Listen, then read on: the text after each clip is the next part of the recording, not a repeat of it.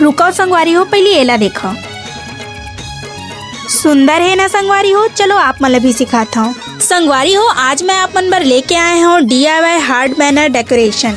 एला आप मन ह घर बैठे आसानी से बना सकता हो। संगवारी हो, घर सजाए के मन तो होते, फिर महंगाई देख के खरीदे के मन नहीं हो। फिर मैं एक दिन सोचो, जब हाथ है दिमाग है तब बनाए काबर नहीं।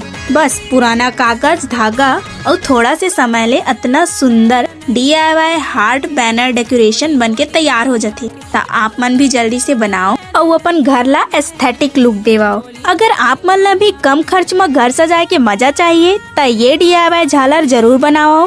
वीडियो ला लाइक करू और मोर संग क्राफ्टिंग परिवार में जुड़ जाओ। चलो अब एक फाइनल लुक देखथन।